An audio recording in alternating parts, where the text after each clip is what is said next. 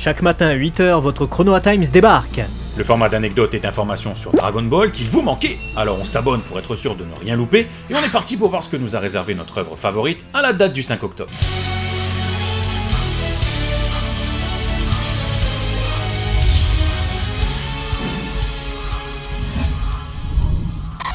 Le 5 octobre 2014, le Japon découvrait l'épisode 124 de Dragon Ball Kai pour la toute première fois. Il s'agit d'un épisode qui conjugue les épisodes 241 et 242 de DBZ et qui couvre donc les événements allant de la destruction d'une cité tout entière par Majin Buu et son souffle destructeur jusqu'à ce que Gohan parte délivrer la Z-Sword et que Goten et Trunks se décident à commencer leur entraînement à la fusion.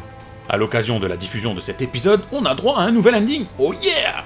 Ouais, c'est le titre, un ending chanté par Checo no Republic et qui propose des images de Goten et Trunks tout à fait d'actualité, puisqu'elles concernent leur période d'entraînement à la fusion.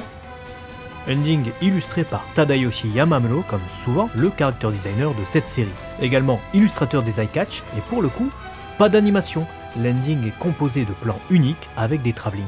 Il est également intéressant de comparer son style en tant que directeur de l'animation sur la deuxième moitié de l'épisode, qui adapte l'épisode 242 de DBZ, et son nouveau style sur l'opening et l'ending de Dragon Ball Kai. Ça a pas mal changé, hein. Je suis sûr que beaucoup n'avaient même pas capté que c'était le même animateur. Et là où les DVD de la Dragon Ball Z Box 2 avaient un souci audio sur cette séquence avec Mister Popo et les garçons, cet épisode 124 de Kai n'a aucun souci, logique puisqu'il s'agit d'un redoublage complet et d'un remontage intégral. Du coup, la séquence est désormais toute propre.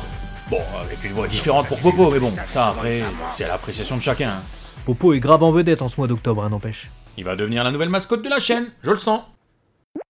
Le 5 octobre 1993, Léo était triste car Videl se faisait mettre en pièces par Spopovich au sein du chapitre 441 de Dragon Ball. Publié dans le Weekly Shonen Jump numéro 44 de l'année 1993. Mais j'étais bien trop jeune pour être triste à cette date, c'est pas bien de me charrier d'ailleurs, car effectivement on souffre avec elle dans le chapitre. Alors qu'elle domine Spopovich et qu'on la croit victorieuse à plusieurs reprises, on découvre que les craintes de Goku sont avérées. Spopovich est plus que bizarre. Il se relève sans cesse et même lorsqu'on pense qu'il a la nuque brisée, il se relève et se la remet en place sans problème. Un vrai monstre. Sur cette scène précisément, heureusement pour Videl, car elle l'avait tué autrement. Peu avant, quand elle utilise le Bukujutsu, donc la danse de l'air, pour éviter de sortir du ring, Gohan est fier de lui avoir enseigné. Mais comme le dit Goku, il aurait peut-être mieux valu qu'elle tombe hors du ring pour éviter ce qui va venir ensuite. Spopovich profite de la surprise provoquée par son immortalité apparente pour frapper Videl en plein visage et la défigurer. Elle tente de se mettre à l'abri dans les airs, mais surprise! On découvre que Spopovich, lui aussi, est capable de voler. À l'aide d'un faible kiai, il la fait chuter sur le ring, puis continue le combat. Face à la jeune femme totalement incapable d'avoir le moindre répit. Vegeta note d'ailleurs que ce sadique de Spopovich a fait exprès de mettre peu de force dans son kiai pour éviter de la tuer, et donc ainsi pouvoir continuer à la malmener. Le chapitre se termine sur Videl qui se fait rouer de coups, tandis que Gohan lui demande d'abandonner. Le public assiste là, un terrible spectacle. Presque plus que Goku contre Ma Junior en fait. Ouais, surtout qu'il y avait plus de public à la fin. Dites-nous d'ailleurs quel combat vous a le plus choqué durant les Tenkaichi Budokai.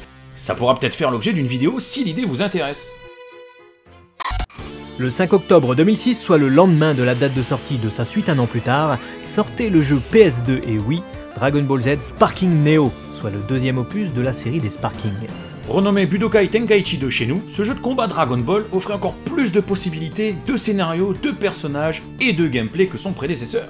Parmi les grandes nouveautés de cet opus, on avait bien sûr une durée de vie rallongée avec un vrai mode histoire bien long et des what-if sympathiques, et parmi le casting du jeu, on notait l'arrivée de personnages issus des films comme Tapion, Slug ou Hildegard, mais aussi des personnages de DBGT comme Pan ou Oob, et des petits originaux comme Apul qui faisait lui aussi sa toute première apparition en tant que personnage jouable dans un jeu de combat. Alors naturellement, comme ce jeu est sorti en 2006, si vous y jouez maintenant, vous verrez que plusieurs voix ont changé depuis, puisque les personnages comme Apul, Zarbon ou Dodoria avaient encore leur voix de DBZ. Ah, une bien belle époque. Dites-nous dans les commentaires si vous avez joué à Sparking Neo ou Budokai Tenkaichi 2 et quels sont vos souvenirs liés à ce jeu. On se retrouve tous les matins pour un nouveau Chronoa Times, donc soyez au rendez-vous. Pour ne rien manquer, cliquez sur la petite cloche et veillez à activer les notifications de la chaîne pour être ainsi tenu informé de vos sorties Dragon Ball.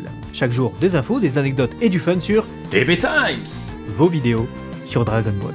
Matane.